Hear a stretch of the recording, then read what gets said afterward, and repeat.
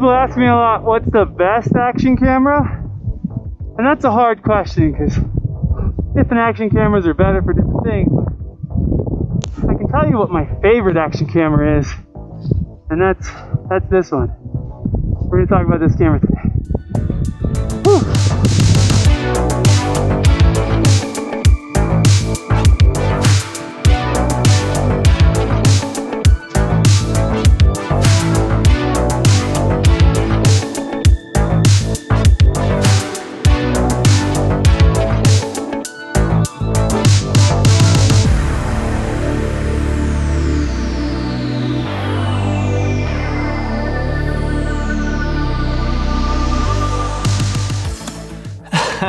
Okay, don't worry, a ton more footage coming today. Today is mostly actually gonna be footage, and then we're just gonna talk a little bit. And mainly we're gonna talk about how I got this footage, because I posted some of these clips on my Instagram and people were kind of blown away. They were like, how did you get that? A few people even saying, did you have a drone? Were you flying a drone while snowboarding? No, I did not fly a drone while snowboarding, but we went to Park City for a week. We took a little family vacation up there. It was amazing. And I went with the idea that I wanted to make this video talking about my favorite camera, because again, a lot of people ask me what's the best action camera, and it's such a loaded question because people want different things. Some people want the best budget camera. Some people want the highest resolution camera. Some people want the easiest to use shoot, edit, cut, post camera. So saying which is the best action camera is kind of tough. So I had this idea that I was gonna go to Park City on this family trip, and I was gonna make a video about my favorite action camera. So I reached out to Insta360 and said, hey, would you guys sponsor the video to support the channel? And they were like, totally. So a massive thank you to Insta360 for sponsoring this video, because my favorite action camera is the Insta360 One X2. And I hope from that beginning, just that first, minute? From that first 1 minute, I hope you can understand why this is my favorite action camera. And today we're gonna talk a little bit about this camera, not a ton of technical stuff. I did a video on kind of more the technical aspects of this camera already, so click up there, go check that video out if you wanna learn more of the technical specs of this camera. But the main thing we're gonna talk about today is how to get rid of the pole in the shot, because tons of people asked about that. Again, it's not a drone flying in front of me, it's just this camera. And then I'm gonna go over just a few tips that kind of came to me while I was filming in the snow in particular, kind of how I was holding the camera, which angles seem to work best. Now, I've said for a while that 360 cameras are the future of action cameras, because once you see this footage, once you see me bombing down a hill and it looks like a drone is flying in front of me, once you see that, you realize like, oh, that's the future. Because with a traditional action camera, if you put it on a pole and then you kind of kink it towards you, then you got a pole in your shot the entire time. And then as you're like going crazy and hitting moguls and everything, you're not actually sure that you're pointing at it. You think you're pointing at yourself, and then you get it in post and you realize like, oh, I cut off my head, or like I kept doing this crazy weird thing with my hand when I was bouncing. And then you see shots like this and you realize, I don't have to think about where the camera is. I just know it's in front of me, or it's behind me, or it's to the side of me. And as long as I can see that lens can see me. And just using this little action camera and this very extendable stick, oh, there it goes. I got some pretty sweet footage in Park City. It was 4 days of snowboarding. I filmed almost the entire time with this thing, so I have way more footage than I'm gonna be able to show you. But now knowing that it was this camera and not a drone, watch this little montage.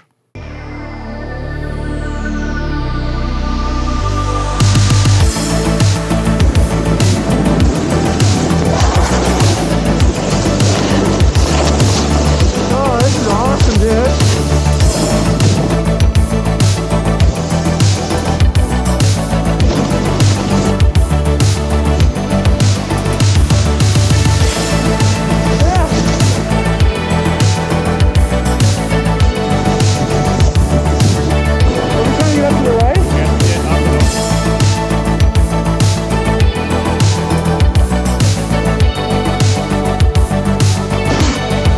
Nice.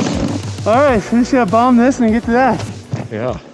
Oh, dude, that's incredible, dude.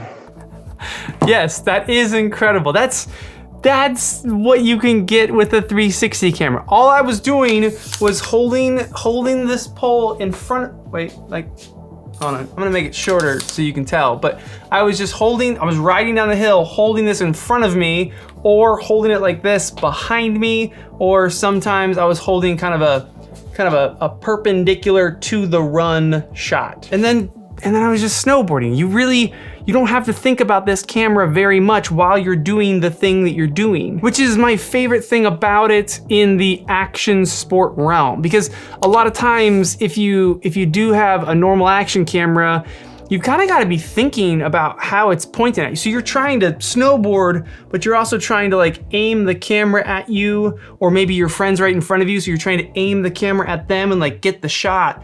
With this, I just hold it out there, and then in post, I can say, I want it to point me, or I could take that same clip and I could say, I want it to point at my friend. It's like a lot of the framing or the composition is actually done in post, so you don't have to think about it while you're doing the sport that you're doing. And then when it comes to this pole, I appreciate that everyone on Instagram thought that I was such a editing wizard and I could delete the pole in post, but it does it for you automatically. The camera, again, for more technical specs, click this video, but the camera lenses are not 180-degree lenses. So it's not two 180-degree lenses to create the 360 world, it's actually two 200-degree lenses. So they actually kind of cross each other in their field of view, and that allows them to stitch out the pole. So I didn't do any wizardry. Anyone that has this camera, you hit record, you hold it out there, and the pole is not in the shot. It's also how I got these really killer family shots. We were on the mountain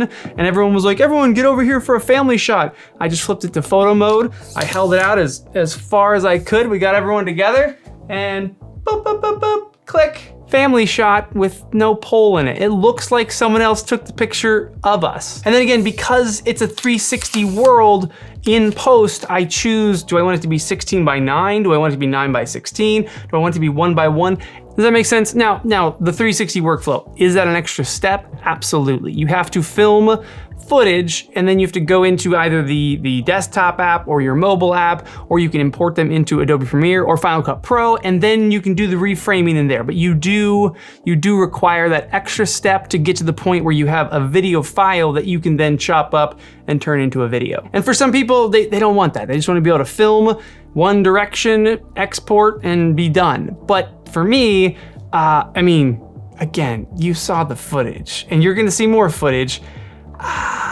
It's worth it to me. I will happily go through that extra step in order to get footage like this. Footage where it looks like a drone is either following me or flying in front of me. Footage that makes people see it and go, wait, how in the heck did you do that? And Insta360 is making that process a lot easier. In the Studio app in particular, they have something called Deep Track. Let's say I film a 5-minute snowboard run. Well, that camera's pointing out front of me. If I kept moving and moving and moving, I would have to manually keyframe where the camera was gonna look that whole time. But with Deep Track, I can actually go into the Studio app, I put a box around me, it locks onto me, it processes the entire clip, and now the entire 5 minutes, it's perfectly facing me. No matter what I do with the camera, if I hold it out front and then I swing it to the back or I swing it to the side, the camera always stays locked onto me. So things like that are making the 360 workflow faster. But again, for me, the main selling point with this camera is I don't have to think about it as much in the moment. I really am just deciding, hey, I want it in front of me, or I want it by, even we went sledding with Eleanor, and even walking around with Eleanor, I take this camera out all the time. We go to the park and I take this camera because I know I can just kind of put it down in front of her and I'm getting an awesome video of her. I don't have to crouch down and make sure my composition is perfect. I just kind of hold it down there and I go, Yeah, if she can see the camera can see her, which I used a ton in Park City. We were running around at a sled hill. We were running around we went to Woodward Tube Park, and she was just playing on the ramps and stuff. And I just kind of held this down in front of her and got these great shots of her. All right, so a couple of tips that I kind of figured out while riding with this thing. One, I have it fully extended. Now, fully extended is gonna give me the option to kind of zoom out wide in the app or zoom in tighter. I can kind of do both. If you have it too short and then you try to zoom out wide, it's gonna be super bulbous or super fisheye. But if I have this thing all the way extended, it gets quite long. At this length, when I'm holding out like this snowboarding, it actually doesn't look super fishy until some trees kind of get nearby. Then you see kind of some warping on those trees, but I kind of don't mind it. I still think it looks pretty cool. So get the pole all the way extended out. I'm gonna shorten this one up just so you guys can see here. But then the kind of angles that I've been using, I really held it at like waist height straight out forward, waist height off this backhand, like kind of flat backwards, but waist height, and then waist height off to the side. Those are kind of the three like main angles or like key angles that I used. And then just to mix it up and have some fun, I like held it down by my board and like tried to hold it behind my board and do some shredding. So like the snow would like kind of pop up and hit the lens and it would look really cool. And then I also played around with hyperlapses because hyperlapses are super cool with this thing. You can do a hyperlapse in post, right? So I film at regular speed and then I can tell the app in post how fast I want. If I want some motion blur in the image, I can do all that in post. And the nice thing there is that I have the real-time footage and I have the hyperlapse footage. With the X2, I sat on the lift and held it out the entire lift up. Now I have a real-time shot of that. I can use real-time footage or I can speed that up into a hyperlapse. Yeah, I think the biggest thing with the X2 is that one, it gives me footage that looks insane and people just go, wait, how? Two is the stability is ridiculous. I was bombing down that mountain like and it was totally locked in. The mountain behind me totally locked in and it's just me skipping. I'm doing this with the pole the whole time. I'm like and it just locks in. But then three for me is the options, the ability to change things in post. I love. And if you're anything like me, you would love it too. This is why, again, best action camera is always a tough thing to kind of figure out because some people don't want to do the 360 workflow. They just want to shoot, take what they got and say, if I didn't get it, I didn't get it, and then make the video out of that. For me, I would much rather have a camera that takes one extra step to go through the 360 workflow, but I know that while I'm focused on something like snowboarding, I can just hold it out and I know I got the shot, or put it anywhere, I know I got the shot. Yeah, this thing's great. I love this thing. They're actually doing a spring sale right now. So if you guys go to the first link in the description, I think on the X2, I think that they're giving you a free selfie stick. So you buy the camera and this guy comes for free. Then there's like a combo where they're giving you a discount. Then you can buy a 1R and there's a discount on the 1R. But yeah, click that first link in the description. Head over there, check it out. If you haven't played with 360 yet, maybe you don't think 360 is the future. Maybe you're like, oh no, GoPro or Osmo Action, they're gonna come up with something great that'll totally beat this. And to you, I would just say, watch this next montage and tell me in the comments if you don't think this is the best. Again, I know not the best for everybody, but at least do you understand why this is my favorite? Let me know in the comments down below and watch this super dope montage.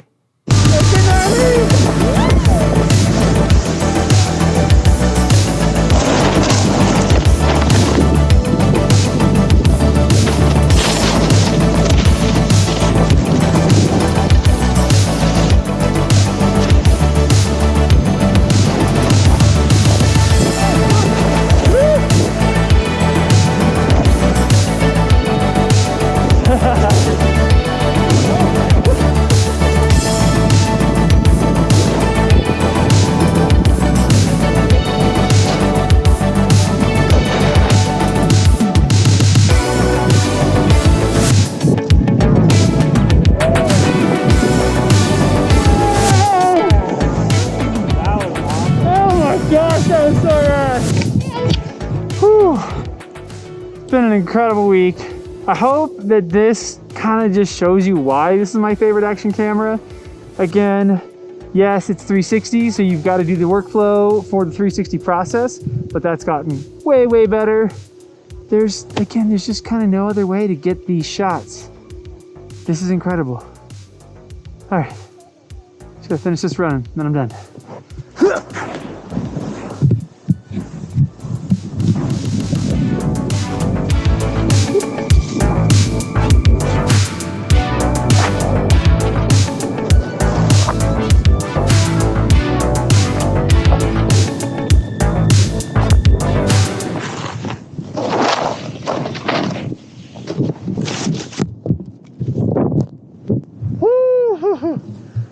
That was close. Oh man, I almost kissed that tree. How you doing?